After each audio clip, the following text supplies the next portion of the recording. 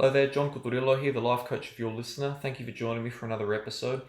Today I'd like to have a brief discussion about selection bias and how we select information to support our own beliefs without considering whether it's objectively rational.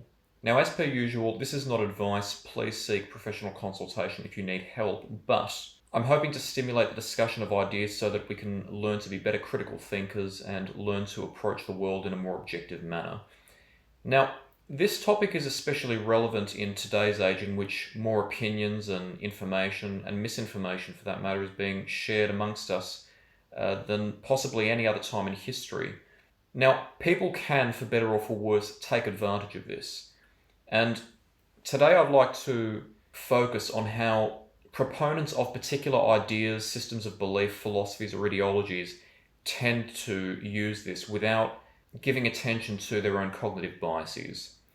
Now, to preface this discussion, as I've discussed in the past, having a sense of certainty about ourselves and our beliefs has an adaptive purpose.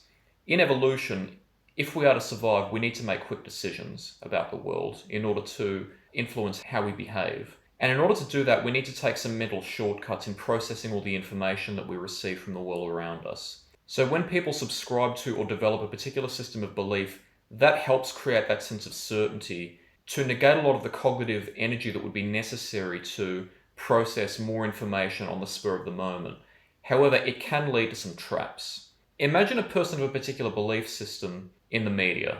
Often they will take a particular event, and regardless of the school of thought from which they derive, they will take an example of an event that took place that represents an opposing or an alternative perspective, and they will say, this is an example of how this group wants to do this to society.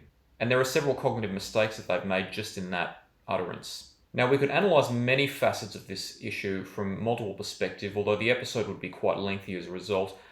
I'm going to draw your attention to some salient aspects that I believe need more attention. First of all, think about the context of that event and where they derive the evidence. For example, if the material to which they're referring they found online and it's, for example, a piece of writing from one particular person or group, or alternatively, a video, I theorize that there is a possible bias. When somebody shares material online, there's a purpose. It could be to inform other people, or it could be to gain support for their particular cause. The actual purpose does vary. But if that person posted that to gain support for their particular cause, often what will happen is they will present that material in a way that is likely to take advantage of the emotions of people who would support that cause. They want to strengthen their emotional admiration for that particular cause. So what they'll do is they'll appeal to that person's emotions and use that in an attempt to persuade them to join that cause.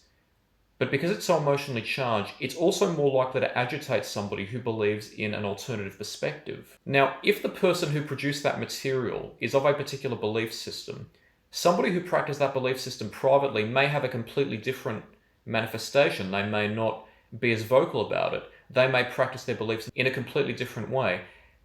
What may change how the event manifests is the motive of the person practicing it. Are they practicing it for their own purposes, or are they practicing it because they want to obtain support for their particular belief? By finding material online, you are potentially looking at biased sources because the sources may be more likely to be particularly emotionally charged, because the entire reason that they're posted online may be to obtain particular support. In addition, if somebody has a particularly strong system of beliefs, they may also be more likely to be emotionally affected when they witness material that opposes that system of beliefs. And so in theory, it's possible for two people with exactly the same belief on a particular issue to have completely different levels of emotional attachment to it, and therefore they may react differently when they see instances of somebody opposing that belief or practicing a different belief. Now, when we're particularly attached to a belief, what we'll also be more likely to do is notice evidence that supports it, but then not deliberately look for evidence that refutes it. So we're only deliberately acknowledging evidence that supports our beliefs without testing the strength of them or the validity of them by looking at opposing evidence. Now, all of these tendencies are examples and or manifestations of cognitive biases, such as egocentric bias, or the tendency to understand, acknowledge, and practice our own perspectives without consideration of how that perspective compares to others or how someone else might perceive the same situation. Or selection bias, the tendency to only acknowledge evidence that supports our belief as being valid, but not acknowledging the validity of or even deliberately seeking evidence that opposes it.